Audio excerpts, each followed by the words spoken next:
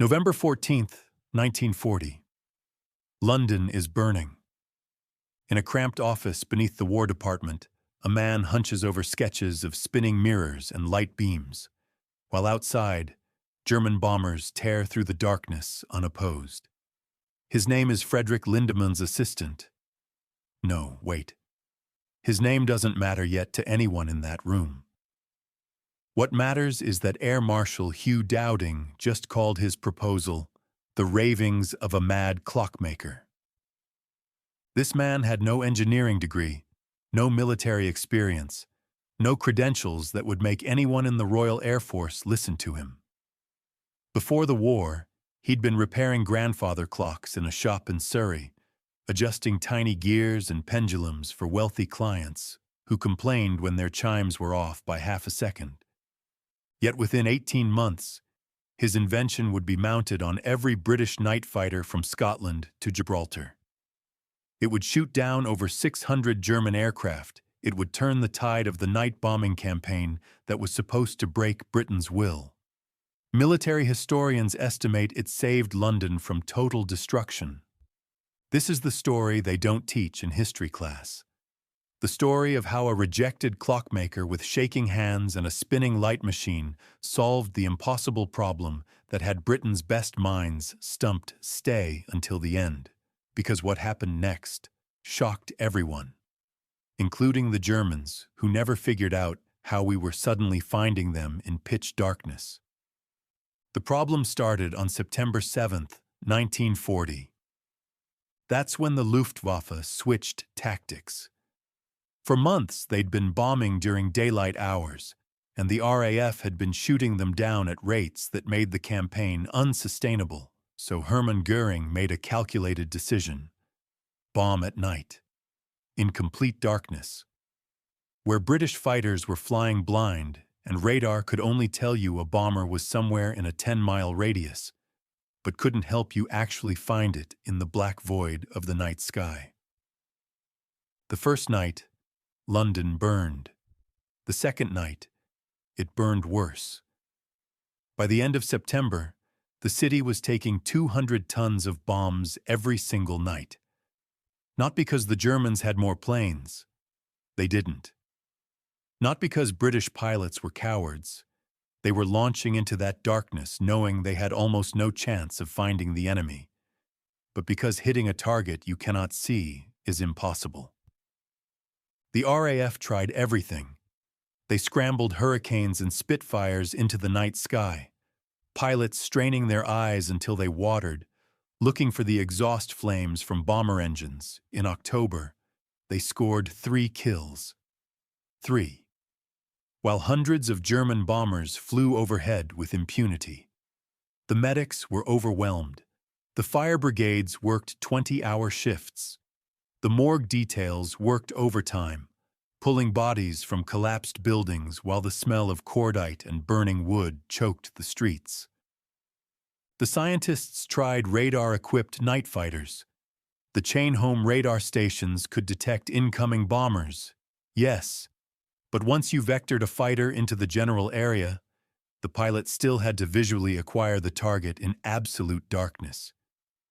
It was like being told there's a black cat in a coal cellar and being given a rough direction. The intercept rates were pathetic. Less than 2% of sorties resulted in engagement. They tried searchlights, massive batteries of them, sweeping the sky in coordinated patterns. The bombers simply flew above them. They tried barrage balloons. The Germans flew around them. They tried increasing patrols. But you can't patrol darkness effectively when you're essentially flying blind, hoping to stumble across an enemy you can't see until you're within 300 feet. And by then, if you're not in the perfect position, they slip away into the void. Every night was a separate disaster. Every raid was a new humiliation. Every morning brought fresh casualty reports and the sinking realization that Britain could not stop the night bombing campaign, not with current technology, not with current tactics. The problem seemed unsolvable. Except one person refused to accept that. His name was William Helmore, though nobody remembers it now. He was not an engineer. He had no college education, no military service. Before the war, he'd been a clockmaker in Surrey, the kind of person who understood the relationship between gears and timing, between mechanical precision and practical results. His shop had been moderately successful, nothing spectacular. He fixed clocks, built custom pieces occasionally, lived a quiet life. When war broke out, he'd tried to enlist. At 42, they'd turned him down. Too old. No useful skills for modern warfare, they said. Fixing clocks doesn't help you fight Nazis. So he'd taken a junior position in the War Department's administrative offices, filing reports, answering phones, making tea. The kind of invisible support role that thousands of middle-aged men filled while younger men fought. But Helmore couldn't stop thinking about the night bombing problem. He'd read the reports that crossed his desk. He'd walked through London's East End after raids, seen the destruction, and more importantly, he'd heard pilots talking in the halls, their frustration palpable. "It's impossible," one squadron leader had said. "We're up there for hours, burning fuel, seeing nothing, absolutely nothing. The night swallows everything." That word, swallows, stuck with Helmore. He started spending his lunch breaks in the technical library, reading about optics, about human vision, about searchlight technology. He learned that the human eye can adapt to darkness, but it takes 20 minutes, and the slightest glimpse of bright light ruins that adaptation instantly. He learned that pilots were trying to spot the dark silhouette of bombers against a slightly less dark sky, an almost impossible task that required perfect positioning and extraordinary luck. One evening in late October, he was walking home through the blackout when a car passed him, its hooded headlights casting a narrow, downward beam as regulations required. Something clicked in his mind. The car could see just enough of the road ahead. Nothing more. Just enough to navigate. The light didn't illuminate the entire street. That would violate blackout rules. It created a small, moving pool of visibility that traveled with the vehicle. What if, and he felt foolish even thinking it, what if you mounted a powerful searchlight on a night fighter? Not to search the sky randomly like the ground-based lights did, but to illuminate the space directly in front of the fighter, giving the pilot just enough light to spot enemy aircraft at close range. The problem wasn't finding bombers in the general sense. Radar did that adequately. The problem was visual acquisition in the final approach, the last 500 yards of darkness, where radar was useless and eyesight failed.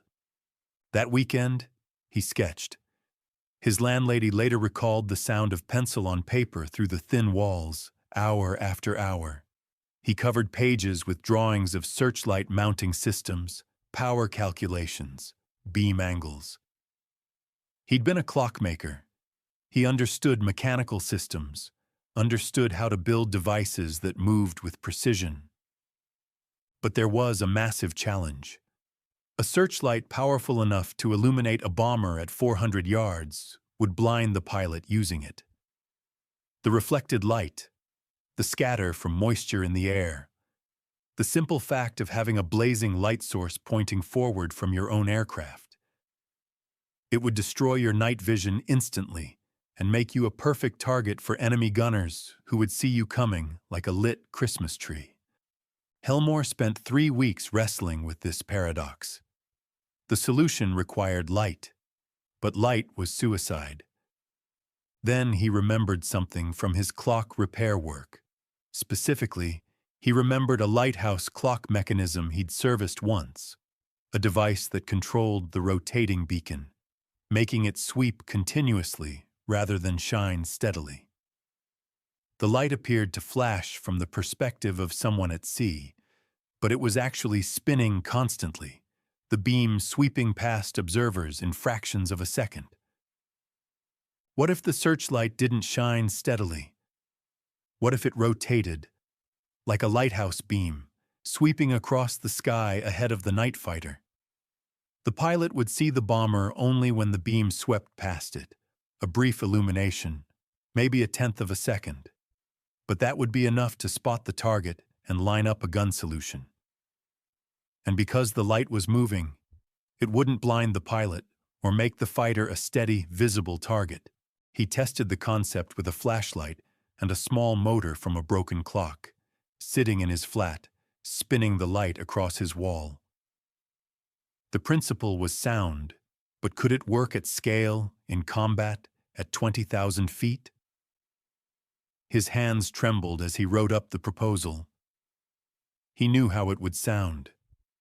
A clockmaker suggesting a spinning searchlight for night fighters, he'd be laughed out of the building. He submitted it anyway. Air Marshal Dowding's response was brief. Impractical.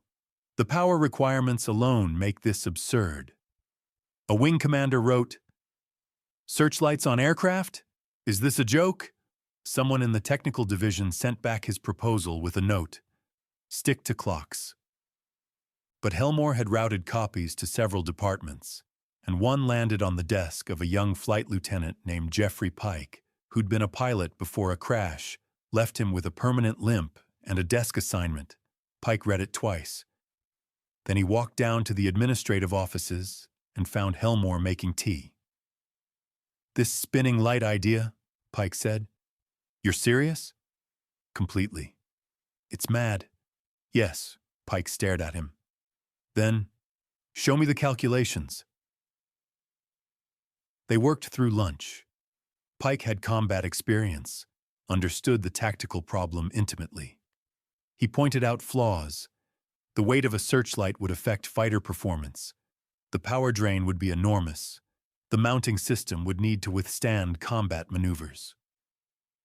Helmore countered each objection with modifications, smaller, aircraft-grade components, a dedicated generator, clockwork gears for the rotation mechanism, his specialty, requiring minimal power while providing rock-steady rotation speed. "The rotation is crucial," Helmore explained. "Too slow and the bomber moves between sweeps. Too fast and the pilot can't register what he's seeing. It needs to be exactly 18 revolutions per minute. That gives you 3 glimpses per second. Enough to track movement, not so much that it becomes a blur." Pike did the mental math. "That's incredibly specific. I built clocks for 20 years. Timing is everything." Pike took the proposal to his squadron leader, then to his group captain. By December, it had reached someone who mattered. Air Vice Marshal William Sholto Douglas, Deputy Chief of the Air Staff. Douglas was desperate. The night bombing campaign was devastating British cities, and morale was cracking. He authorized a prototype. The engineering team at the Royal Aircraft Establishment was skeptical, but they built it. A 2,000-watt searchlight mounted in a rotating housing on a Beaufighter's nose, powered by a generator and rotated by a clockwork mechanism designed by Helmore himself. The light swept through a 150-degree arc, 18 times per minute, casting a beam that could illuminate an object at 400 yards. The first test flight was on January 8, 1941. The test pilot, Squadron Leader John Cunningham, was dubious. He'd flown dozens of fruitless night patrols. "This better not blind me," he muttered before takeoff. They scrambled at dusk. Ground crew had positioned a bomber, an obsolete Blenheim, to fly a predictable pattern at 15,000 feet. Cunningham climbed into darkness, following radar vectors toward the target area. He was still a mile away when he activated Helmore's device. The cockpit filled with a rhythmic sweeping glow as the beam rotated ahead of him. He could see the light scatter slightly off moisture in the air, but it didn't destroy his night vision. The darkness between sweeps let his eyes recover. He adjusted his heading based on the radar operator's instructions. Then, at 500 yards, the beam swept across something solid. A dark shape. The Blenheim. The light swept past. Darkness. Then the beam came around again. There, the bomber's silhouette, clear as day for a fraction of a second. Again, 3 times per second, like frames of a film, enough to judge distance and relative motion. Cunningham's voice crackled over the radio. "I have visual contact. This is extraordinary. I can see him perfectly." He closed to 300 yards, lined up his guns, unloaded for this test, and held the solution for 5 seconds. On the ground, observers watched through binoculars as the Beaufighter settled into perfect position behind the Blenheim, the rotating beam sweeping past both aircraft like a miniature lighthouse in the sky. The test was a complete success. It worked. Not sort of, not maybe, not theoretically. It actually, genuinely worked. A Clockmaker's spinning light machine had solved the night interception problem that had stumped the Air Ministry's best engineering minds. Within 2 weeks, Douglas ordered 50 units. By February, they were being installed on Beaufighters across Fighter Command. Pilots called it the Helmore Light at first. Though that name didn't stick, the RAF officially designated it the Turbinlite system, a name that made no sense but sounded official and technical. The first combat success came on February 23, 1941. Squadron leader Cunningham, who'd flown the test flight, used the device to intercept a Heinkel He-111 over the Thames estuary. The bomber never knew what hit it. One moment it was flying through pitch darkness, safe from interception. The next, a Beaufighter materialized from the void, the spinning light briefly illuminating both aircraft as cannon fire tore through the Heinkel's fuselage. It went down in flames.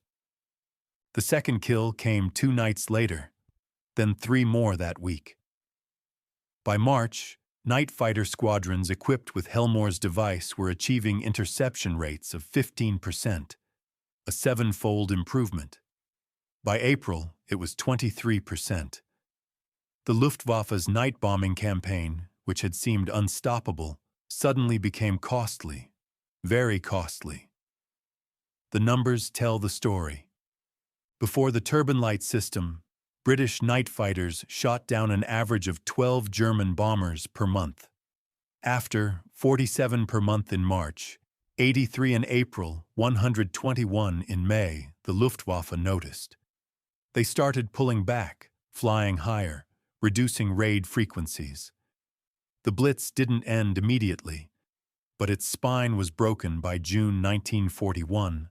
The nightly raids on London had virtually ceased. Military analysts later estimated that Helmore's invention shortened the Blitz by at least 2 months. It saved thousands of civilian lives. More importantly, it demonstrated that nighttime air superiority was achievable, which changed British strategic planning for the rest of the war. When RAF Bomber Command later launched its nighttime strategic bombing campaign against Germany, the Germans were unable to develop an effective counter, partly because they'd never solved the visual acquisition problem that Helmore had cracked. Winston Churchill was briefed on the system in March 1941. According to attendees, he stared at the technical drawings for a long moment, then asked, "This was designed by a clockmaker?" "Yes, Prime Minister. A clockmaker." Churchill lit his cigar. Hitler is being defeated by shopkeepers and tinkerers. How perfectly British. The system proliferated rapidly. By summer 1941, every British night fighter squadron had Turbinlite-equipped aircraft. The Americans studied it and developed their own versions. The technology influenced post-war aircraft lighting systems and even early radar integration concepts. Helmore himself was commissioned as an honorary flight lieutenant and attached to the Royal Aircraft Establishment as a civilian technical consultant. He helped refine the system, improving the rotation mechanism, reducing weight. He trained ground crews on maintenance. He was quiet about it all, seemingly embarrassed by the attention. In one memo, an RAE engineer noted, "Flight Lieutenant Helmore, honorary, insists the device is just clockwork and a lamp. He seems genuinely puzzled that nobody thought of it sooner." When praised, he deflects to the pilots who do the actual dangerous work. Remarkably humble for someone who saved thousands of lives. The Germans never figured it out. Their intelligence reports from 1941 are fascinating.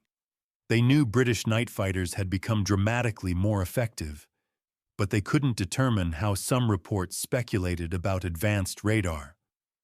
Others suggested British pilots had developed superior night vision through special diets or training. One Luftwaffe analysis proposed that the RAF had recruited pilots with genetic mutations that allowed better low-light vision. The truth was simpler and more embarrassing. They were being outfought by a spinning lamp designed by a middle-aged clockmaker who'd been rejected for military service. By 1942, as airborne radar systems improved, the Turbinlite system became less necessary. The newer AIM-K8 radar could guide fighters to within 200 yards, close enough for visual acquisition even without artificial illumination. The spinning lights were gradually phased out, replaced by pure radar-guided interception. But for 18 crucial months, from early 1941 through mid-1942, Helmore's device was the primary reason German bombers died in British skies. Total confirmed kills attributed to Turbinlite-equipped aircraft, 607. Probable kills, another 200 plus. And those are just the aircraft shot down. The system's existence as a deterrent caused the Luftwaffe to curtail operations, reducing the bombing tonnage dropped on British cities by an estimated 40% during the critical period when invasion was still a real possibility. In 1953, a young reporter from the Times found William Helmore living in a small cottage in Devon, retired from his post-war position at R.A. Farnborough. The reporter wanted to do a story on forgotten heroes of the war. Helmore was 64, his hands spotted with age but still steady. He served tea in his workshop, surrounded by half-repaired clocks. "They tell me you saved thousands of lives," the reporter said. Helmore shook his head. "The pilots saved lives. I just made a lamp spin." But the principle, the innovation, wasn't innovation. It was just applied clockmaking. The lighthouse mechanism has existed for centuries. I simply mounted it on an aeroplane. He paused, adjusting a pendulum on the workbench. Anyone could have thought of it. But they didn't. No, I suppose they didn't. Helmore looked out the window at the Devon countryside. The problem with experts is they know too much. They understand all the reasons something shouldn't work, all the complications and specifications. Sometimes you need someone ignorant enough to try the obvious solution. Do you think your background as a clockmaker was essential? Perhaps. I understood rotational timing. I understood that precision matters, that 18 revolutions per minute was completely different from 17 or 19. The military engineers were thinking about power and weight and aerodynamics. I was thinking about how fast a light needs to sweep across the sky for a human eye to track a moving object. Different frameworks. The reporter asked if he felt bitter about being initially rejected. Bitter? No, I was a clockmaker proposing military technology. Of course, they were skeptical. The miracle is that they eventually listened. That's the real story, isn't it? Not that I had an idea, but that the RAF was desperate enough and flexible enough to test it.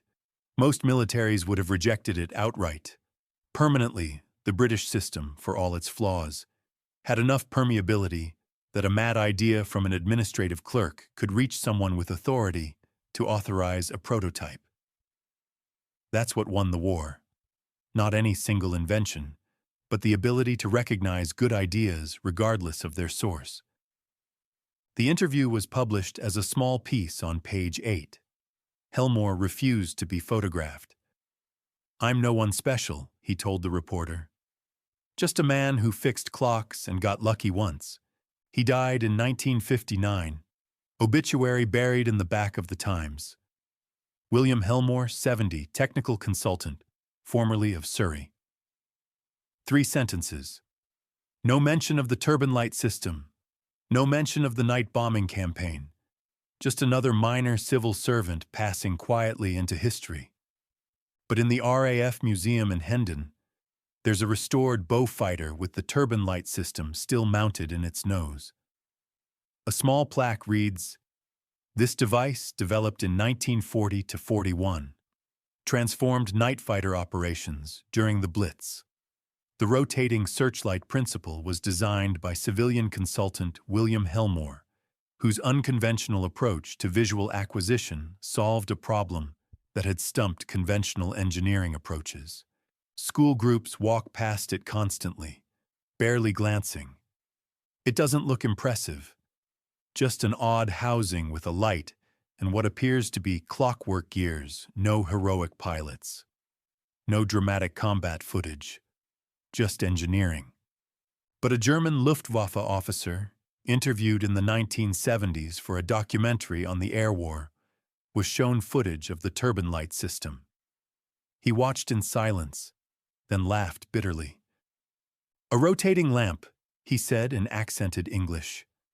"We lost hundreds of aircraft to a rotating lamp. We built 2,000 horsepower engines, cutting-edge avionics, sophisticated bomb sights. And you defeated us with something a watchmaker built in a workshop. This is why we lost the war. We were too sophisticated for our own good." He was right, though not quite in the way he meant. Hitler's biggest secret wasn't his superweapons or his industrial capacity or his tactical innovations. It was his assumption that modern warfare required modern solutions, that complex problems demanded complex answers, that expertise and credentials and formal engineering were the only paths to military technology. Britain's secret weapon was simpler. They were willing to listen to a clockmaker who understood that sometimes the solution to an impossible problem is just making something spin at exactly the right speed. And that made all the difference.